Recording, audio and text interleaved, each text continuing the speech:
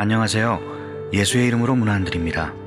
본 CD는 버지니아 애난델에 위치한 메시아 장로교회 방송 선교부에서 한세영 목사님의 설교 내용을 선교용으로 제작한 것입니다. 설교를 들으시고 예수 그리스도에 대해 알기를 원하시거나 예수를 믿고 신앙생활 하시기를 원하시는 분은 교회 전화 703-941-4447로 연락해 주시면 성심성의껏 도와드리겠습니다. 추수감사절입니다. 한 해 동안도 하나님께서 여러분에게 부르신 모든 은혜를 진심으로 감사하는 의미 있는 오늘과 그리고 한 주간이 되시기를 주의 이름으로 축복합니다. 저희 교회는 항상 목요일 땡스기빙 데이가 있는 그 주간 먼저 주일에 감사절기를 지키죠. 근데 이것이 맞는 것 같습니다. 우리가 먼저 하나님 앞에 감사를 드리고 그 다음에 가족과 친지나 이웃과 만나 감사를 하는 것이 맞는 것이죠. 실제로 구약의 감사제, 화목제가 그랬습니다. 먼저 하나님께 내장에 붙은 기름을 띄어서 하나님과의 관계를 화목하게 하고 난 이후에 그 다음에 제사장들에게 가슴과 우편 뒷다리를 드리고 그리고 그 남은 고기를 가지고 백성들이 함께 나누며 이웃과 화목했던 것을 볼 수 있습니다. 무엇이든 우리는 하나님께 먼저 감사하는 삶을 살아야 한다는 것입니다. 하나님이 우리에게 어떤 존재이신데, 하나님이 우리 삶에 어떻게 행해 주셨는데 우리가 하나님 앞에 먼저 감사하지 않고 다른 것을 행할 수 있는가? 우리가 감사에 게으르는 것은 우리와 하나님과의 관계에 문제가 있다는 적신호인 것이죠. 그러므로 맥더프라는 사람은 감사하는 영을 개발하라. 그러면 그대는 영원한 감사를 즐길 것이다. 왜 우리가 감사하는 영을 개발하면 영원한 잔치를 즐기게 된다는 것일까요? 바로 그 감사하는 마음이야말로 우리 신앙생활에 하나님과의 관계에 있어서 매우 중요한 매개체가 되기 때문인 것입니다. 여러분의 마음에 오늘도 감사가 충만함으로 하나님과의 관계가 더 친밀해지시게 되기를 주의 이름으로 축복합니다. 그래서 하나님은 지난 시간 우리에게 감사를 찾으신다고 말씀을 드렸습니다. 그리고 빌립보서 4장 6절로 7절을 보면 아무것도 염려하지 말고 오직 모든 일에 기도와 간구로 너희 구할 것을 감사함으로 하나님께 아뢰라. 그리하면 모든 지각에 뛰어난 하나님의 평강이 그리스도 예수 안에서 너희 마음과 생각을 지키리라 말씀하고 있습니다. 심지어는 우리의 기도조차도 감사제가 될 수 있어야 한다는 것입니다. 여러분, 기도를 드릴 때마다 항상 감사제를 더불어 드릴 수 있는 참된 예배가 되실 수 있게 되기를 주의 이름으로 축복합니다. 그러면 하나님 우리의 마음과 생각을 지키신다. 이 말은 뭡니까? 우리가 하나님 앞에 드린 모든 소원의 마음과 그 생각들을 반드시 이루게 해 주신다는 것입니다. 어느 날 장미꽃이 하나님께 원망을 했습니다. 하나님, 왜 저에게 가시를 주셔서 이렇게나 힘들게 하십니까? 그랬더니 하나님이 뭐라고 하셨을까요? 나는 너에게 가시를 준 적이 없다. 오히려 가시였던 너에게 장미를 준 것이다. 여러분, 그렇다면 우리의 삶에는 가시가 먼저인 것 같습니까?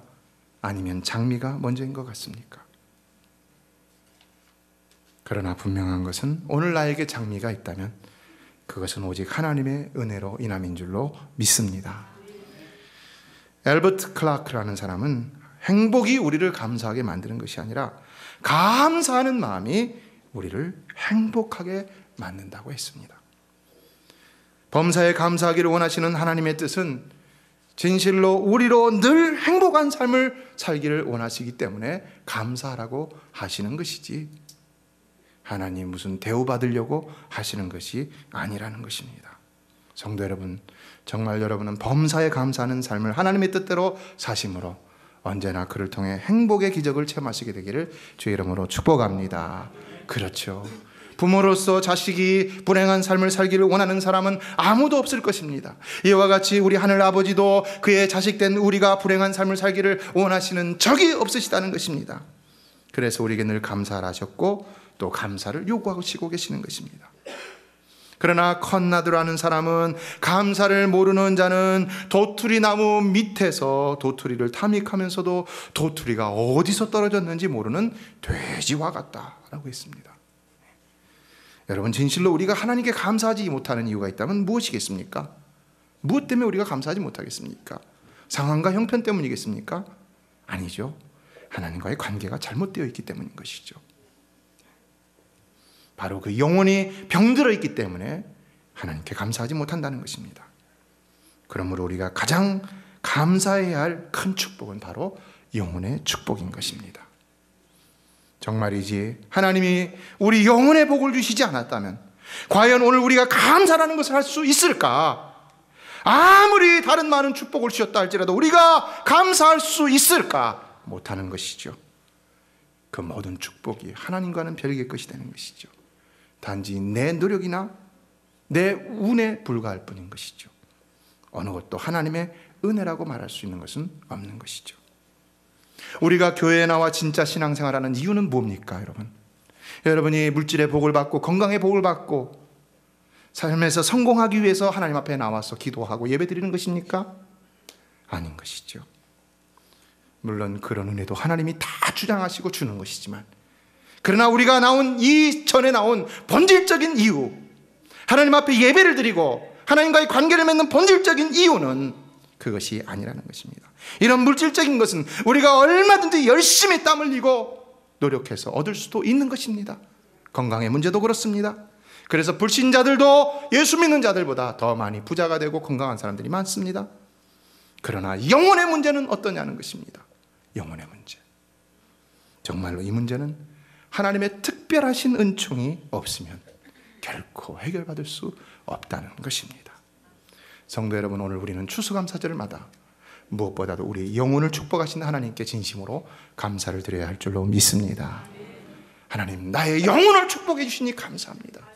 이 영혼에 대한 하나님의 은혜에 감사를 드리는 자가 되어야 된다는 것입니다.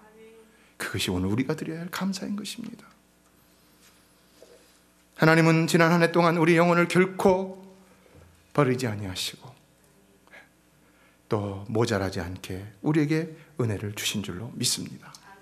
예, 또한 우리는 그로 말미암아 영혼이 잘된 같이 범사가 잘되고 강건하는 복도 기대하면서 살아올 수 있었고 또 체험하면서 살 수 있었음에 감사를 드릴 수 있다고 믿습니다. 우리의 영혼이 되지 않고서 그 어떤 성과가 나타났다고 또 성공이 이루어졌다고 그것을 하나님이 특별하게 축복해 주신 것이라고 말할 수 있는 것인가? 아닌 것이죠. 그러나 그렇게 살아서야 어디 우리가 세상을 떠날 때도 만족할 수 있는가? 과연 영원한 미래의 주인공이 될 수 있는가? 안 되는 것이죠.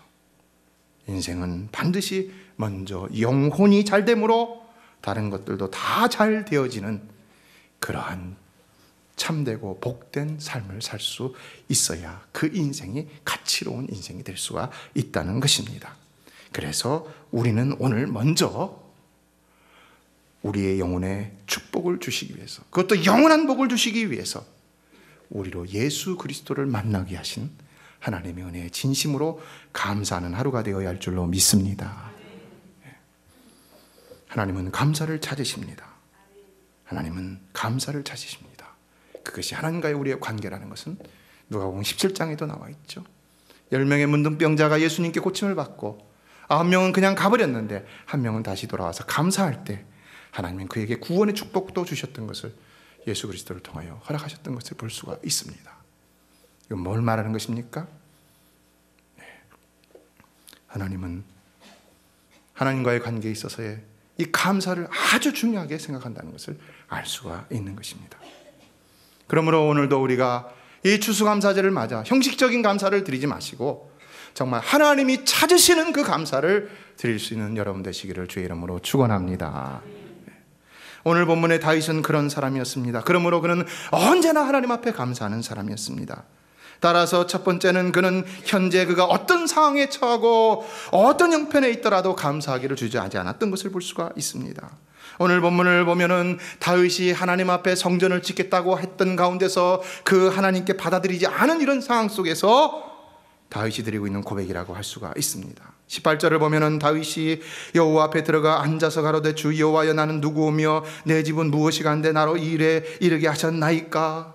참으로 다윗은 하나님의 전을 건축해 드리겠다고 소원했다가 퇴짜를 맞은 상황에서도 오히려 그가 불평하지 않고 하나님 앞에 자기가 현재까지도 받은 은혜를 감당할 수 없다라고 이렇게 고백하고 있다는 것입니다.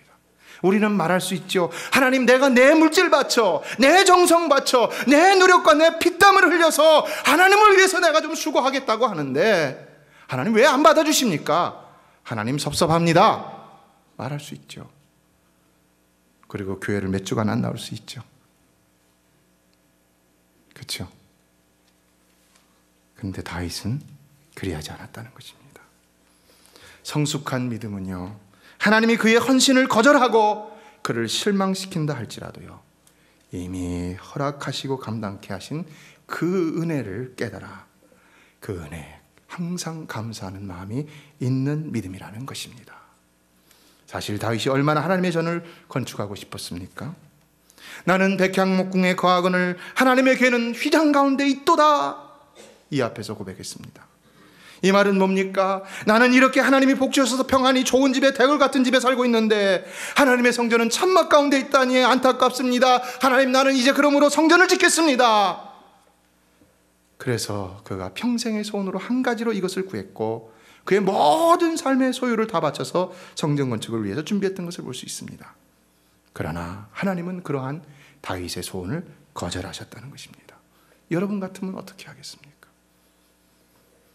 그러나 지금 다윗은 오히려 하나님께 감사를 드리고 있다는 것입니다. 그것도 지금 자신이 현재 누리고 있는 축복도 다 감당치 못하겠노라고 고백하며 감사를 드리고 있었다는 것입니다. 어떻습니까? 실로 그는 모든 일 가운데 베푸시는 하나님의 그 놀라운 은혜를 항상 헤아려서 알고 있었음을 깨달을 수가 있는 것이죠. 성도 여러분, 여러분에게도 하나님이 베푸시는 모든 세밀한 은혜까지 다 헤아려 깨달을 수 있는 영적 지각의 축복이 있어지게 되기를 주의 이름으로 축원합니다. 하박국 선지자는 비록 무화과 나무가 무성치 못하며 포도나무에 열매가 없으며 감람나무에 소출이 없으며 밭에 식물이 없으며 우리의 양이 없으며 외양간에 소가 없을지라도 나는 여호와를 인하여 즐거워하며 나의 구원의 하나님을 인하여 기뻐하리로다. 내 가게에 오는 손님이 없고 나에게 물질을 가져다 주는 사람도 없고 내 자식이 돈을 많이 벌어도 나에게 주는 거 한 푼도 없고 내 친척이 부자라도 어려운 나를 도와주는 거 없다 할지라도 그래도 나는 오직 여호와 한 분으로 인하여 즐거워할 수 있습니까? 즐거워할 수 있다면 아멘 하시기를 바랍니다. 그런 여러분의 믿음을 하나님도 귀하게 보실 줄로 믿습니다. 우리는 그리 아니하실지라도라는 믿음의 감사를 드릴 수 있어야 되는 것입니다. 마치 사드락과 메삭과 아벳느고와 같이 극렬히 타는 풀무불 안에서도 하나님이 나와 함께 하실 것이다. 그러나 그리 아니하실지라도 우리는 하나님을 배반하지 않고 금신상에게 절하지 않을 것이다 고백했던 것처럼 우리는 그리 아니하실지라도의 믿음으로 오늘 또한 하나님 앞에 감사할 수 있어야 하는 것입니다. 그러나 다윗의 감사는 이런 현재를 넘어서 이제는 과거를 향하여 거슬러 올라가고 있습니다. 그것도 오늘 본문을 보면 아주 먼 과거를 향하여 거슬러 올라가고 있습니다. 얼마나 먼 과거를 향하여 거슬러 올라가고 있을까요? 지금 23절을 보면은 다윗은 출애굽 사건을 언급하고 있습니다. 얼마나 먼 과거입니까? 수백 년 전의 과거인 것이죠. 왜 그럴까요? 왜 지금 수백 년 전의 과거를 언급하면서 감사를 드리고 있을까요? 그것은 바로 그때에는 보지 못했고 그때에는 깨닫지도 못했던 하나님의 은혜가 이제는 보이기 시작했고 깨달아지기 시작했기 때문인 것이죠. 과거에 여러분이 하나님의 은혜에 다 감사했다고 단정 짓지 마십시오. 과거에 베푸신 은혜가 여러분이 깨달은 것보다 더 큰 은혜가 될 수 있다는 것은 우리가 10년이 지날 때 다르고 20년이 지날 때 다르고 인생의 말년에 분명히 다르게 깨달을 수 있다는 것입니다. 그러므로 오늘 감사하는 여러분, 오늘의 감사만 드릴 것이 아니라 이미 감사한 것까지도 다시 감사할 수 있는 여러분 되시기를 주의 이름으로 축복합니다. 23절을 보면은 땅의 어느 한 나라가 주의 백성 이스라엘과 같으리까? 하나님이 가서 구속하사 자기 백성을 삼아 주의 명성을 내시며 저희를 위하여 큰 일을, 주의 땅을 위하여 두려운 일을 애굽과 열국과 그 신들에게서 구속하신 백성 앞에서 행하셨사오며, 주께서 주의 백성 이스라엘을 세우사 영원히 주의 백성을 삼으셨사오니 여호와여 주께서 저희 하나님이 되셨나이다. 다윗은 지금 과거 출애굽 시절에 자기 민족에게 역사하셨던 하나님을 찬양하며 감사하고 있습니다. 왜 이 캐캐묵은 고려적 이야기까지 들춰내고 있는가? 왜 자꾸 옛날에 한 얘기 또 하고 또 하고 또 하고 또 생각하고 또 생각하고 그러는가? 왜 우리 부모님들이 옛날에 했던 얘기 또 하고 또 하고 그러시겠습니까, 여러분? 근데 우리가 한 가지 깨달을 수 있는 것은요, 그분들이 얘기할 때마다 얘기하는 것이 사건은 같은데 말은 틀리다는 겁니다. 이 말은 뭡니까? 깨달음이 틀리다는 것이죠. 우리의 삶에 베푸신 하나님의 은혜도 마찬가지라는 것입니다. 우리가 깨달으면 깨달을수록 더 풍성한 것이 나오는, 우리가 도저히 온전히 깨달을 수는 없는 완전하신 하나님의 은혜가 우리 삶의 모든 사건들 가운데 존재하고 있다는 것입니다. 과거에 행하신 하나님의 역사를 돌아보는 일은 그러므로 그 인생이 과거 지향적인 것을 말하는 것이 아닌 것입니다.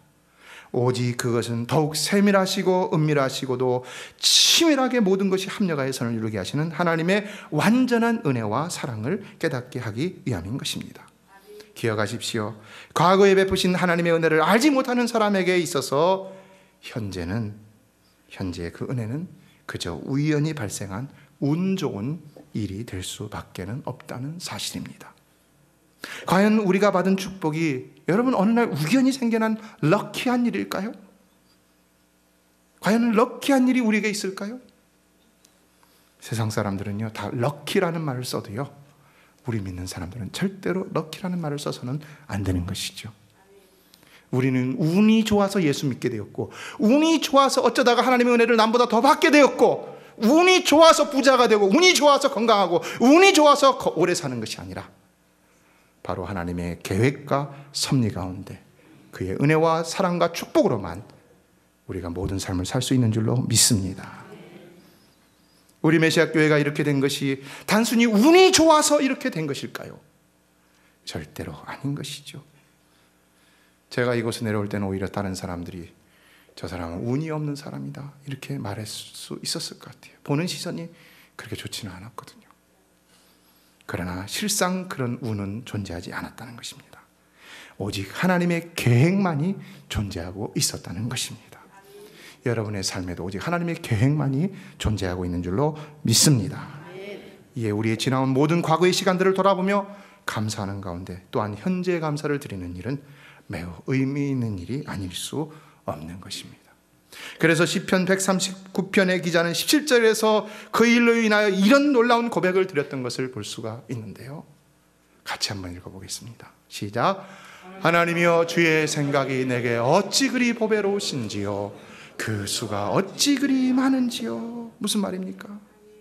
하나님이여 주의 생각이 내게 어찌 그리 보배로우신지요, 그 수가 어찌 그리 많은지요. 바둑을 두거나 장기를 둘 때 수가 많아야죠. 오늘도 여러분, 지난 생에 여러분과 함께 하신 하나님의 은혜를 돌아보시는 가운데 여러분을 향한 하나님의 생각이 얼마나 보배로우셨으며 또한 얼마나 지혜로우셨는지를 깨달을 수 있는 은혜가 여러분 가운데 주어지시게 되기를 주의 이름으로 축복합니다. 실로 여러분의 영혼이 더 힘을 얻을 것이고 연약한 육신과 삶도 힘을 얻고 일어나는 놀라운 기적을 체험하게 될 줄로 믿습니다. 세 번째, 그러나 다윗의 감사는 거기서 멈추지 않고 다시 미래를 향하여 가고 있다는 것입니다. 사실 지금까지 과거로부터 현재까지를 인도하신 하나님을 믿는 사람에게 있어서 결코 미래를 함께 하실 하나님을 감사하는 일은 어렵지 않은 것이죠. 예, 28절로 29절은 주 여호와여 오직 주는 하나님이시며 말씀이 참되시니이다. 주께서 이 좋은 곳으로 종에게 허락하셨사오니 이제 청컨대 종의 집에 복을 주사 주 앞에 영원히 있게 하옵소서. 주 여호와께서 말씀하셨사오니 주의 은혜로 종의 집이 영원히 복을 받게 하옵소서 하니라. 사랑하는 성도 여러분, 지금까지 여러분을 인도해 주셔서 오늘도 함께 하시는 하나님은 여러분을 영원히 복받게 하실 줄로 믿습니다. 이거는요, 누구도 빼앗아갈 수 없는 확실한 축복입니다. 하나님도 거두실 수 없는 축복인 것입니다. 왜요? 하나님은 신실하신 하나님이시기 때문인 것입니다. 근데 하나님이 줬다 뺐으면은 그 하나님을 신실하신 하나님이라고 할 수가 있겠습니까? 하나님은 완전하신 하나님이십니다. 하나님이 주셨다 뺏으신다면 그 하나님의 계획이 완전하다고 말할 수가 있는 것입니까? 실패하고 부족한 것이지요. 그러므로 하나님의 선택도 그의 계획도 결코 어떤 경우에라도 실패한 법은 없다는 사실을 우리는 반드시 기억해야 한다는 것입니다. 그래서 그분이 비록 우리를 징벌하시고 징계하신다 할지라도 그분은 결단코 우리를 떠나시는 분이 아니시라는 사실을 알고 반드시 소망과 비전 가운데 살아가는 자가 되어야 하는 것입니다. 그분은 우리를 치시더라도 반드시 이스라엘 백성처럼 다시 우리를 회복시켜 주시는 줄로 믿습니다. 반드시 회복시켜 주시는 줄로 믿습니다. 그러므로 예수 그리스도의 보혈로 구원의 은혜를 받은 우리의 미래는 밝기만 한 것입니다. 결코 어두움은 다시 존재하지 않는 것입니다. 바로 빛 대신 예수 그리스도께서 그 모든 어두움을 다 걷어주셨기 때문인 것입니다. 믿으십니까? 그래서 이사야 60장 1절의 말씀이 우리 모두에게 주시는 말씀입니다. 같이 한번 읽어볼까요? 시작. 일어나라 빛을 발하라 이는 내 빛이 이르렀고 여호와의 영광이 내 위에 임하였습니다. 이건 바로 메시아에 관한 말씀입니다. 그러므로 사랑하는 성도 여러분, 진실로 우리 모두 위에는 빛 대신 예수 그리스도를 통한 하나님의 영광이 이미 임하였는 줄로 믿습니다. 이미 있는 것입니다. 빌리그레암 목사님이 집회를 하는데 어떤 사람이 질문을 했습니다. 목사님은 장차 올 미래에 대해서 많은 설교를 하시는데 그렇다면 목사님 자신에 대해서도 잘 알고 계십니까? 목사님이 뭐라고 대답하셨을까요? 목사님은 이렇게 대답하셨다고 합니다. 나는 나의 미래를 전혀 모릅니다. 그러나 내가 아는 것 딱 한 가지 있습니다. 그것은 바로 나는 나의 미래를 모르지만 그러나 나의 미래를 누가 붙들고 계시는가는 확실히 압니다. 사랑하는 성도는 우리도 우리 하나님이 우리의 미래를 붙들어 주실 것을 확실히 믿습니다. 이에 욥은 고통 중에도 나의 가는 길을 오직 그가 하시나니 그가 나를 단련하신 후에는 내가 정금같이 나오리란 놀란 고백을 했던 것을 볼 수가 있습니다. 오늘 비록 여러분의 형편이 고통과 또 암울하고 참담한 형편 가운데 있다 할지라도 오직 미래의 그 하나님이 나를 놓지 않고 끝까지 인도하시고 급기야는 영원한 축복으로 역사하실 것을 믿으며 오늘 미래의 축복에 놀라운 감사를 드리므로 현재의 고난을 극복해 나갈 수 있는 여러분 되시기를 주의 이름으로 축원합니다. 말씀을 맺습니다. 첫 번째 감사절은 이 미국에서 1621년 청교도들이 힘들게 정착한 신대륙에서 그 어려운 환경에서 살아남도록 은혜를 베풀으신 하나님께 감사하기 위해서 지킨 절기라는 것을 누구나 다 알고 있을 것입니다. 그래서 1789년 미국의 초대 대통령 조지 워싱턴은 이 첫 번째 감사절을 기념하기 위해서 추수감사절을 국가의 명절로 지킬 것을 선언했습니다. 그런데 곧 이어 한 대를 넘어서 제3대 미국의 대통령이었던 토마스 제퍼슨이 추수감사절을 왕정의 관습이다라는 이유로 폐지해버렸습니다. 어찌된 일일까요? 그 결과 토마스 제퍼슨 대통령 이후에는 이 추수감사절이 몇몇 주에서만 소규모로 지키는 절기가 되었고 또 이것을 지킴에 있어서도 정확한 날짜가 없어서 사람들의 생각에 좋은 대로 그냥 지켰다는 것입니다. 그런데 1828년에 세라 헤일이라는 사람이 나타났습니다. 어느 잡지 회사의 편집장이자 시인이었는데 이 사람이 나타나서는 추수감사절 회복 캠페인을 벌였습니다. 그는 홀렬단신으로 여자의 몸으로 그때 차별이 있었죠.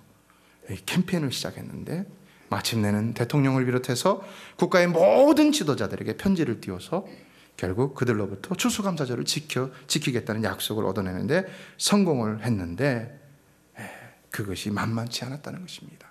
강렬히 반대하는 사람들이 있었고요.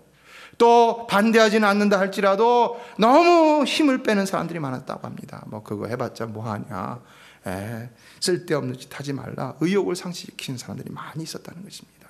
그럼에도 그가 그렇게 의지를 굽히지 않고 수고를 했는데 이것을 마침내 1836년 남북전쟁 중에 있던 링컨 대통령이 받아들여서 그의 11월 네 번째 목요일을 공식 추수감사절로 선언했고 1941년에는 미국 의회에서 추수감사절을 공휴일로 정해서 오늘과 같이 이렇게 할러데이로 지키고 있다고 합니다. 그렇다면 왜 이 사라 헤일이 그렇게 여자의 몸으로 혼자서 많은 사람들이 반대하고 정치인들도 반대하고 또 심지어는 극렬히 반대하는 사람들도 있었는데도 불구하고 이것을 위해서 그렇게 의지를 굽히지 않고 수고를 했을까요? 그리고 또 왜 링컨은 이것을 그 어려운 지경에서 굳이 반대하는 세력을 물리치고 받아주고 인정했을까요? 왜 그랬을까요? 왜 그랬겠습니까? 그냥 노는 날 하나 더 만들기 위해서 그런 것이겠습니까? 그런데요, 이들 마음 가운데는요, 공통된 것 딱 한 가지가 있었다는 것입니다. 그것이 무엇이냐? 그것은 바로 오직 이 미국의 복의 근원은 하나님이시라는 사실이었다는 것입니다. 오늘 우리가 추수감사절을 지켜야 하는 이유가 바로 여기에 있는 것입니다. 여러분의 복의 근원이 누구라고 생각하십니까? 그는 오직 우리 주 하나님 여호와이신 줄로 믿습니다. 그가 복을 주셔야만이 우리가 복을 받을 수 있는 줄로 믿습니다. 오늘이 바로 그 의미가 우리 가운데 새롭게 새겨지는 날이 되어야 할 것입니다. 그래서 미국은 이로써 미국의 뿌리를 영국에서 찾기보다는 더 거슬러 올라가서 하나님에게서 찾았는데, 그렇기 때문에 우리가 사는 이 버지니아의 제임스타운에 온 그 영국인들이 더 먼저 왔지만, 그러나 1921년, 22년 플리머스에 도착했던 그 청교도들을 바로 미국의 조상으로 지금 삼고 있는 것이 바로 미국의 역사라는 것입니다. 이에 하나님의 도우심과 그분의 크신 은택을 온 국민이 감사하는 뜻깊은 행사로 오늘 추수감사절을 지키고 있음을 기억하십시오. 축복된 삶은 바로 축복의 근원이 누구인지를 올바로 아는 삶입니다. 그래서 그분께 감사를 잊지 않는 신앙인 것입니다.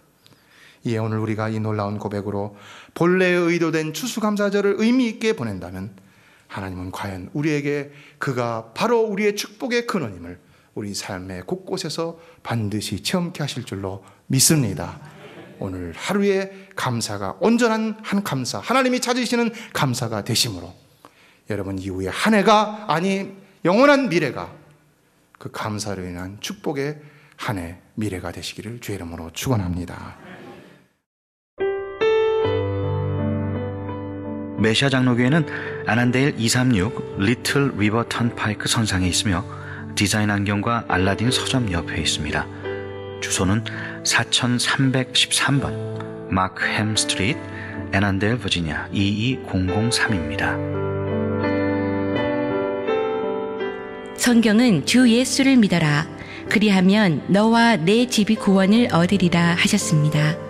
이 CD를 들으시는 분께서 예수를 믿지 않으셨다면 꼭 예수를 믿고 죄악된 세상에서 구원을 받을 수 있도록 기도하겠습니다.